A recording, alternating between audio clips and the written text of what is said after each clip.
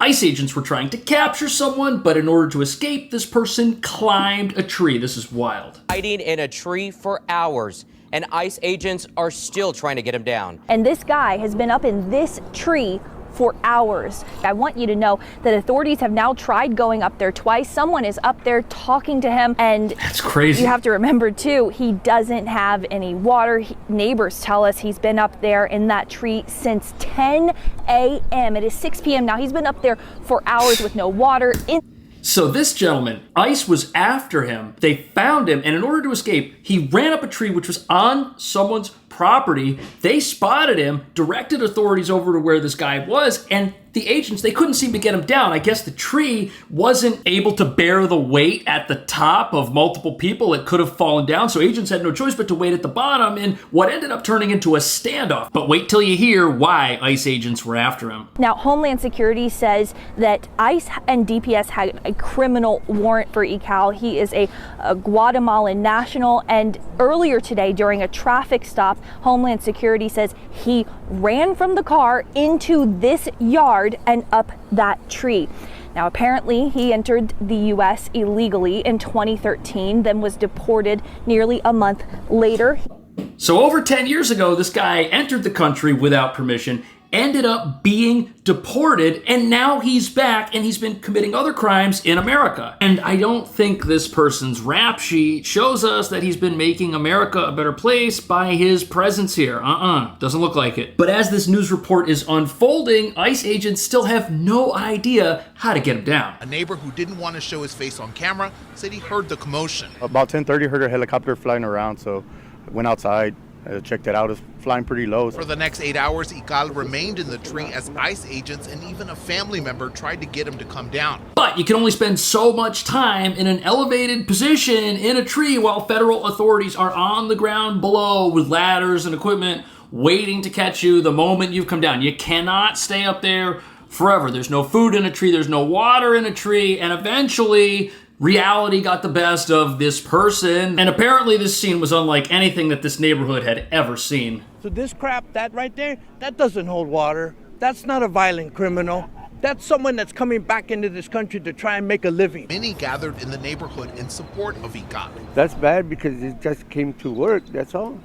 And I feel sorry for him. After 8 hours, Ical did come down peacefully as some reminded him of his rights. If someone is arrested, they still don't have to answer questions. They don't have to sign anything. Most of the time, ICE will have people sign. So, okay, you've got a whole crowd of activists who arrived on the scene when this was taking place, and they weren't there to encourage this person to resist, but they weren't making the situation better. They're there propagating this idea that this man who's been deported once and has been ordered out of the country again and has been caught committing crimes is just here to make America better. But that's not what this gentleman was doing. He might seem like a nice guy when he's up in a tree and he's trying to escape from federal authorities and he's being very humble and he just wants another chance. But apparently that's not what he was doing at all. That led ICE agents to him in the first place. According to federal court documents, Ical was arrested last year for allegedly driving while intoxicated.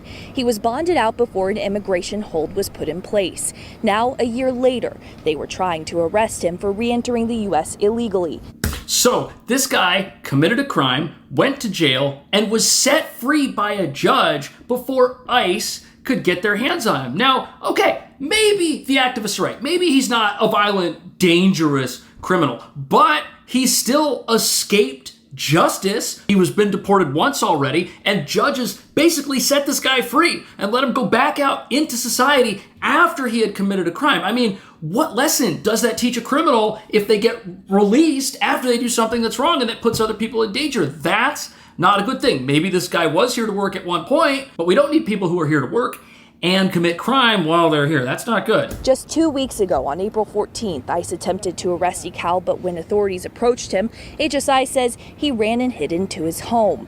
Fast forward to the 29th, just yesterday, and ICE would find. So before he ended up hiding in this tree to try and evade arrest, he had already evaded ICE agents 2 weeks before this happened. So they've been trying to get him, and he's proven that he is an expert at evading law enforcement. Now, where do you think you learn those skills. That's suspicious. If ICE came for me or came for you, we probably wouldn't be able to get away from them just on our very first attempt. No. But over the last few weeks, we've seen some very bizarre ICE activity. We've seen ICE agents raid an auto body shop that apparently had criminals running some sort of illegal operation out of it. We saw another raid where ICE agents hit a nightclub which had 200 people in it. 100 of those people were in the country illegally. And you'd think that mayors and the authority figures in places like this would all be happy that this is happening. When the auto body was raided, the mayor came out and said it was a bad idea. But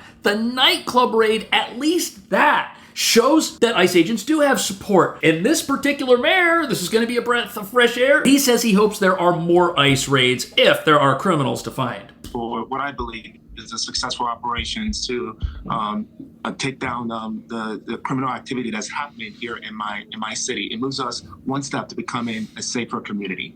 Yeah, and so many would agree. How would you describe crime in Colorado Springs? Are there specific trends you've been witnessing? Yeah, crime the good news is crime as a whole in Colorado Springs is trending in the right direction, downward. But there are a couple of areas that we're paying attention to, including violent crime as well. Okay, so of course, crime is going to trend in the right direction when law enforcement is allowed to do its job. When federal agents and local police went into this club and brought down these criminals, they did a good thing. They made the entire place safer, which is the opposite of what happens in parts of the country where people who are caught driving a car when they shouldn't be, putting other people at risk, are released and then go on evading ICE agents, hiding in trees in people's backyards. I anticipate that there will be more arrests. I hope to see more raids happen in my city. This is not the first one. These operations often take months to get to a point where we can actually go in, and it takes a lot of coordination between so many different partners. 40 of my police officers. Look at this graphic. You had a little over 200 people inside this club. 114 of them were in the United States without permission. That means half the business happening at this club was completely illegitimate. This place might not even be open if it weren't for the presence of criminals in our country illegally doing business. And whereas some sanctuary cities and states might protect criminals, places like Florida are doing the opposite. The governor calls it Operation Tidal Wave and says it is an example that should be followed by other states. Under a federal law called 287G, 250 members of local law enforcement worked with ICE to identify suspects and arrest them. The governor, though, is furious over an order from a federal judge in Miami who says that local law enforcement is not allowed to arrest suspected illegals who enter Florida, despite a new law that declares that a misdemeanor. Instead, she says those arrests have to be made by federal agents. She has threatened to hold the attorney general in contempt of court after he said he couldn't stop law enforcement from making those arrests. You know what? I think a lot of people are getting real sick of these judges who are supposed to know the law and uphold the law sticking up for criminals. We've had several stories over the last few weeks of radical judges doing everything they can to protect criminals, like that one couple that moved Tren de Aragua gang members into their home and fed these people and had cookouts with them while they were posting gang signs on social media. And now here in Florida, we've got judges that are trying to stop this. They're trying to stop people with criminal records who may be gang affiliated from being removed from what is supposed to be a law-abiding, peaceful society. You can't have effective immigration enforcement if you have elaborate procedures that you have to go through. It is not punishment to be removed from this country. If you're going to be punished, then you get the full panoply of due process. But these are not punishments that are being rendered. It is just the consequence of being here illegally. Now, in terms of this judge, we are not at all surprised. So that's an important distinction. If I were to sneak into a country without permission, or you were to do that, and we get caught doing that and we get turned around, that's reality. Punishment would mean you go to jail, you go to prison, that jurisdiction enacts some forceful consequence against you that is beyond the action that you've taken. These folks that are in the country and they're not supposed to be, they're just being turned around, and apparently that happened to over 1,000 people in Florida recently. Hundreds of arrests of illegal immigrants in just a matter of days. It's part of a massive multi-agency mission in Florida called Operation Tidal Wave. The governor Monday night. So Operation Tidal Wave is the first of its kind joint operation where the feds are leading, but all of our state agencies and relevant local law enforcement agencies are assisting. So it's been a huge force multiplier. So right now agents have the car in their sights. We've embedded with federal agents in South Florida amid the crackdown on people here illegally, with orders to be removed. You need to come with us. And with criminal records. I know my own criminal history. Did you ever live in fear that you were going to be deported? Oh, yes. And partnerships with state and local agencies are nothing.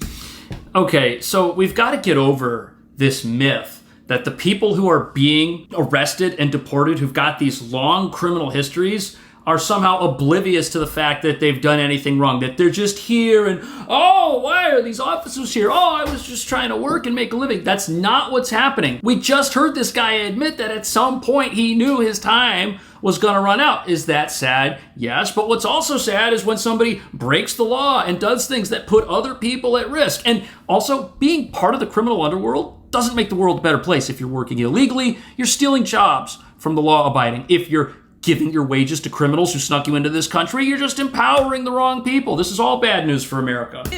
But Operation Tidal Wave is the first of its kind, according to Immigration and Customs Enforcement. Among those now in custody from South Florida, say the feds, a Russian fugitive, a documented MS-13 member, and this man U.S. Border Patrol says was previously deported, convicted of smuggling. These are not nice people. These are bad people from all corners of the globe. How did they get here? Well, they got here when America's front door was wide open. They came into the country and they used their presence here to commit crime. All of these people, they've also got a criminal record. They've done something else that's wrong. ICE doesn't have the resources to arrest tens of millions of people all at once. They've got to do targeted operations. That's what we're looking at here. And now the question is, should more of this happen? Is this somehow a bad thing? Are the activists right? Are these well-meaning people, like this guy right here in handcuffs? Are they just here trying to live the American dream? Or are they trying to live out some twisted fantasy that is just related to making money at the expense of everybody who's legally in our country? Let me know. Thank you so much. I'll see you in the next video.